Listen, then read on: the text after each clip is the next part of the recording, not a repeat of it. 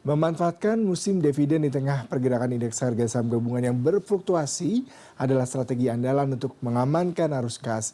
Investor memiliki potensi memperoleh cuan dari musim pembagian dividen emiten yang mulai cair sepanjang Juli 2026 di tengah ISG naik turun. Sejumlah emiten berkapitalisasi besar dijadwalkan menyalurkan dividen tunai kepada pemegang saham pada 10 Juli mendatang. Nah, untuk melaborasi hal ini telah bergabung melalui sambungan virtual Alfred Tenggolan, Kepala Riset Praus Capital. Selamat pagi Pak Alfred. Halo, selamat pagi. Iya Pak Alfred, ini di tengah gonjang-ganjingnya ISG berapa pekan ini ya Pak, kalau kita melihat rentang April hingga Juli, kerap menjadi momentum nih bagi para emiten untuk mengumumkan sekaligus membagikan dividen kepada para pemegang saham. Nah, sejauh mana momen ini bisa menjadi katalis bagi pergerakan market kita Pak? Ya, kalau katalis tentu ini menjadi sentimen positif ya, karena kita tahu bahwa kebijakan atau aksi korporasi dividen itu salah satu sentimen positif bagi penguatan harga saham di pasarnya. Jadi kalau kita lihat memang sifatnya karena positif tadi, makanya tadi akan berkontribusi terhadap kenaikan harga saham yang akan bermuara pada kenaikan indeks harga saham gabungan. Cuma kalau kita perhatikan kan tadi seberapa lama penguatannya bisa menopang indeks atau menopang Mhm. harga sahamnya.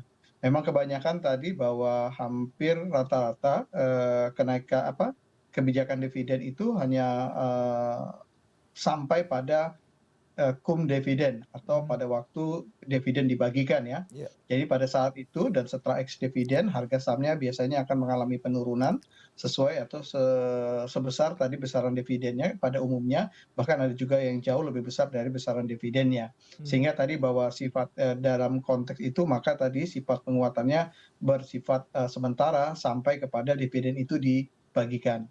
Tapi kalau kita lihat memang bahwa kategori aksi korporasi pembagian dividen adalah sentimen positif bagi harga saham.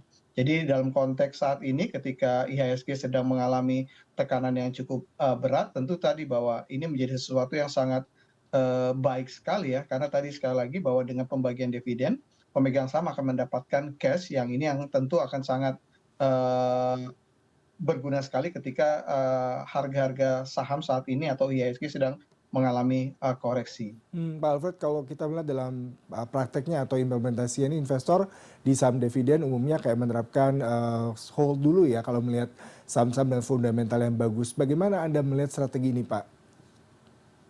Ya, kalau melihat mengamati strategi memanfaatkan momentum dividen, kita pernah melakukan sedikit penelitian terkait terkait dengan event study dividen ya. Jadi kalau kita lihat kepada beberapa emiten yang membagikan dividen, momentum terbaik bagi para investor atau para trader untuk memanfaatkan momentum dividen itu adalah pada saat ketika selesai dilaksanakannya RUPS tahunan atau ketika informasi pembagian dividen, jadwal dividen, dan besaran dividen diumumkan. Pada momen itulah sentimen terbaik terhadap harga sahamnya. Namun setelah dividen masuk kepada fase cum atau ex dividen justru mengalami koreksi. Jadi Mhm. kalau berdasarkan tadi penelitian kita itu terhadap event tadi dividen, momentum terbaik adalah ketika diumumkan. Mhm. Nah, kalau kita melihat tadi dengan konteks bahwa fundamental emiten-emiten yang kita tahu relatif cukup baik atau misalnya saham-saham LQ45 yang memang punya historis pembagian dividen yang rutin, ini sebenarnya bisa menjadi sesuatu, opsi terbaik bagi investor khususnya bagi dividen player. Karena kita tahu bahwa beberapa emiten-emiten besar tadi yang tergabung dalam LQ45 punya historis pembagian dividen yang cukup besar dan juga sustain ya. Kita ambil contoh tadi emiten-emiten perbankan atau emiten-emiten pertambangan yang cukup rutin membagikan dividen, bahkan kita lihat besaran dividen payout ratio-nya juga cukup stabil. Jadi ini sebenarnya bisa menjadi sebuah pegangan karena kita tahu bahwa untuk saham ada dua sumber pendapatannya selain dari dividen adalah capital gain. Nah, kita Mhm. tahu bahwa kalau melihat pergerakan harga saham saat ini yang sedang mengalami koreksi, kita tentu melihat bahwa besaran dividen yield-nya akan jadi semakin besar. Sementara kita tahu bahwa kalau kita tilik dari beberapa performa tadi saham-saham yang berkapitalisasi besar atau yang ada di LQ45 seperti misalnya saham perbankan dan juga saham pertambangan, kita lihat koreksi harganya jauh lebih besar dibandingkan tadi fundamental yang masih solid, sehingga kita lihat bahwa peluang kenaikan untuk ke depannya masih cukup besar. Jadi kalau kita lihat pada posisi saat ini tentu tadi potensi untuk capital gain dan dividen yang sudah cukup stabil ini menjadi sesuatu yang pegangan yang cukup baik sebenarnya bagi investor untuk mencermati tadi saham-saham yang memang punya track record membagikan dividen dalam jumlah yang besar. Hmm, Pak Alfred, kalau kita lihat ada beberapa saham dividen yang memang membagikan yield dividennya cukup tinggi 3 hingga 6% 1 tahun. Tapi kan kalau kita tahu karakter dari masing-masing saham dividen ini beragam ya Pak. Yang lalu bagaimana investor, terutama pemain baru nih memanfaatkan momen ini untuk melihat keberagaman saham ini sehingga mereka juga tidak terjebak untuk terlalu FOMO gitu. Ya, yang pertama tadi bahwa terkait dengan kebijakan dividen perlu juga kita pandang dari sudut pandang emiten yang membagikan dividen. Tentu tadi kita ada ketika emiten memutuskan untuk memberikan dividen ada pertimbangan-pertimbangan yang bisa kita lihat. Yang tentu tadi bahwa ketika dividen, ketika emiten membagikan dividen dalam jumlah yang besar, tentu tadi itu sudah dikaji oleh emiten bahwa mereka juga punya likuiditas yang cukup setelah membagikan dividen dan juga punya kemampuan pendanaan ke depan yang juga masih cukup baik dilihat walaupun mereka sudah memberikan dividen dalam jumlah besar. Jadi ketika ini dilakukan secara konsisten, ini tadi menunjukkan bahwa memang posisi keuangan perusahaan baik dari sisi pendanaan, likuiditas juga masih cukup baik dan sehat. Yang ketiga tadi bahwa ketika emiten mulai membagikan atau konsisten membagikan dividen, bahwa emiten juga menunjukkan perhatian juga kepada pemegang saham karena emiten juga tahu bahwa sumber pendapatan dari pemegang saham salah satunya adalah dari dividen. Jadi kalau melihat konteks ini, para investor tentu perlu memperhatikan tadi kesolidan bisnis dari emiten tersebut. Jadi beberapa emiten-emiten yang sudah cukup sustain bisnisnya ya, yang memang ini dimiliki oleh emiten-emiten first liner atau emiten-emiten big cap ya. Kita ambil contoh sekali lagi untuk perbankan, khususnya tadi bank BUMN kita yang memang tadi punya track record dividen payout ratio yang cukup besar dan cenderung cukup sustain untuk besarannya. Apalagi kalau kita lihat dari sisi performa juga relatif cukup solid ya.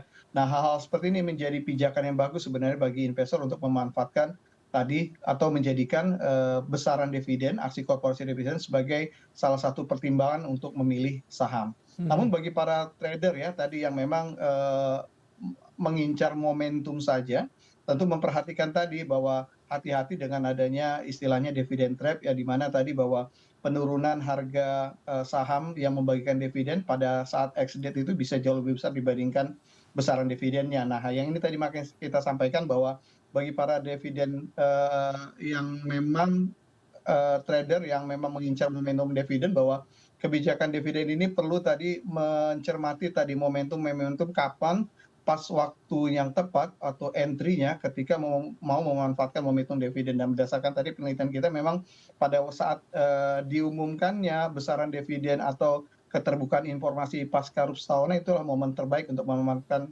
dividen. Jadi bukan ketika memanfaatkan pada saat waktu di kum dividennya, karena secara historis dan data juga kita menunjukkan bahwa penurunan harga saham setelah kum dividen itu bisa jauh lebih besar dibandingkan besaran dividennya. Jadi mungkin itu bisa menjadi pertimbangan tadi bagi para trader yang memang memanfaatkan momentum dividen. Dan satu lain lagi tadi terkait dengan investor yang ingin menjadikan besar kebijakan korporasi dividen emiten untuk menjadi sebuah pilihan dalam portofolio saham dia.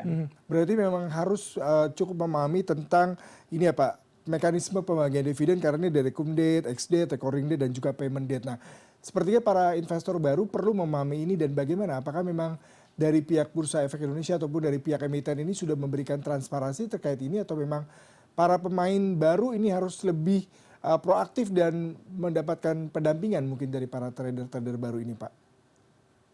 Ya, sebenarnya memang kalau untuk terkait dengan aksi korporasi dividen memang secara teoritis dan textbook juga sudah banyak ya. Jadi dalam keilmuan juga dalam mata kuliah dan atau misalnya mata pelajaran sebagainya juga sudah cukup terliterasi dalam teori yang ada. Jadi kalau untuk investor memang tadi dalam untuk menjadi investor yang bijak dan juga smart tadi perlu mempelajari atau memahami tadi setiap aksi korporasi dari emiten-emiten, tidak hanya dari sisi pembagian dividen, termasuk bicara masalah right issue, stock split dan sebagainya. Artinya apa? Bahwa dalam memahami setiap aksi korporasi bahwa tidak hanya sekedar dari mengenal apa definisi aksi korporasi itu.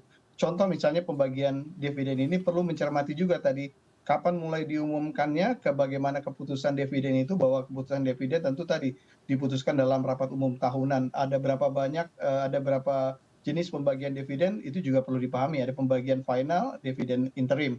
Hal-hal seperti itu tadi perlu dipahami dengan cermat oleh investor kita, karena itu cara untuk mengoptimalkan momentum dividen untuk mendapatkan tadi peluang return atau ya peluang untung dalam memanfaatkan momentum dividen. Jadi sekali lagi memang bahwa untuk memanfaatkan atau menggunakan momentum dividen tidak sekedar hanya definisi besaran dividen saja, kita perlu juga melihat bahwa timing kapan masuknya sehingga itu bisa optimal. Karena sekali lagi tadi bahwa banyak juga emiten-emiten atau harga saham yang memang mengalami yang namanya penurunan harga saham yang jauh lebih besar dari besaran dividennya pada saat diakum Mhm. dividennya. Ini yang perlu dicermati ya tadi untuk para investor, khususnya tadi investor-investor baru yang mungkin hanya mendapat pemahaman sedikit dan juga tidak cukup komprehensif terhadap aksi korporasi seperti aksi korporasi pembagian dividen. Ya, Pak Alfred, kalau pada tanggal 10 Juli nanti ada beberapa perusahaan atau koperasi emiten besar, mulai PT BA, Bluebird, bahkan Antam dan juga Telkom nih ya Pak, akan membagikan dividen. Nah, kalau Anda melihat bagaimana dengan saham-saham tadi ya, banyak yang saya lihat memang berbasis eh, emiten-emiten komoditi ya Pak ya. Kemudian juga ada juga kalau kita lihat Barito Renewable Energy, telekomunikasi juga. Nah, bagaimana Anda melihat perkembangan ke depannya Pak, saham-saham apa saja yang menarik? Mungkin bisa dilihat sebagai saham yang cukup menjanjikan kalau nanti ke depannya pembagian saham dividen yield-nya juga memberikan suatu angin cerah buat para pelaku pasar nih Pak.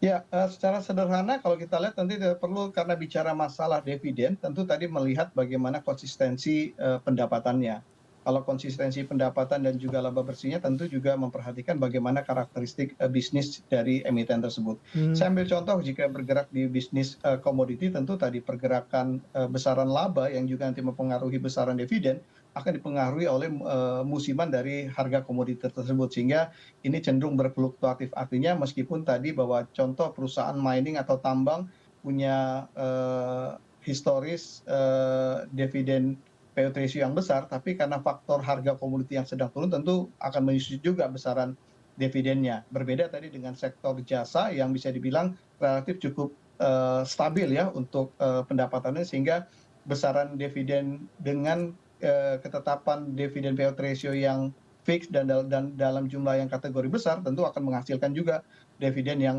juga cukup besar.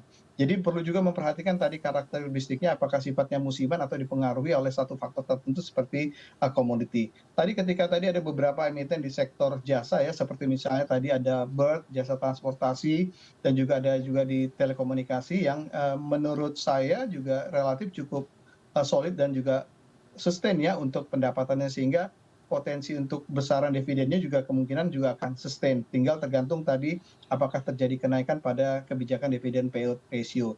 Jadi itu juga perlu menjadi pertimbangan bagi investor. Memang tadi yang perlu menjadi catatan bahwa kalau saya melihat bahwa dividen lebih bersifatnya sweetener ya, yang artinya bahwa ini menjadi pelengkap bagi investor dalam berinvestasi. Karena kita tahu bahwa memang tidak banyak emiten punya besar dividen yang cukup tinggi atau signifikan ya. Kita rata-rata tertinggi ada di kisaran 10-15%, dan kalau melihat secara rata-rata masih di range 4-8%. Jadi untuk melihat konteks besaran tersebut tentu tadi saya katakan bahwa concernnya memang masih tetap pada capital gain atau besaran kenaikan. Nah ini juga yang tadi bahwa faktor besaran kenaikan tentu akan sangat dipengaruhi selain karena faktor market juga faktor fundamental. Kalau dalam beberapa bulan terakhir kita tahu bahwa faktor marketnya, resiko market kita memang sedang lagi besar, sehingga terjadi penurunan harga saham yang sebenarnya bukan lebih kepada faktor penurunan fundamentalnya. Sehingga ini yang bisa saya katakan tadi potensinya jadi cukup bagus ketika tadi jika investor memanfaatkan tadi beberapa emiten besar yang sudah harga sahamnya sudah turun cukup signifikan oleh faktor market, tapi mereka punya historis dividen payout ratio yang sudah cukup besar, ditambah tadi mereka juga punya bisnis yang cukup yang masih cukup solid ya. Sehingga ini menjadi pertimbangan bagus sebenarnya, momentumnya bagus untuk bagi investor. Pak Alfred, terima kasih sekali untuk perbincangannya Pak. Sayang waktu terbatas.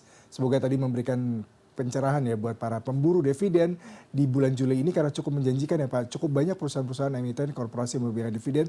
Tapi seperti yang tadi Anda highlight, ini hanya sekedar sweeteners, bukan berarti capital gain karena memang perlu melihat lagi fundamental dari suatu emiten. Kedepannya bagaimana pertumbuhannya sehingga tidak hanya momentum FOMO yang dikedepankan tapi juga kondisi ekonomi global dan juga internal juga berpengaruh terhadap perdagangan bursa kita. Terima kasih Bapak untuk perbincangannya pagi hari ini. Salam sehat selalu Pak Alfred. Terima kasih, salam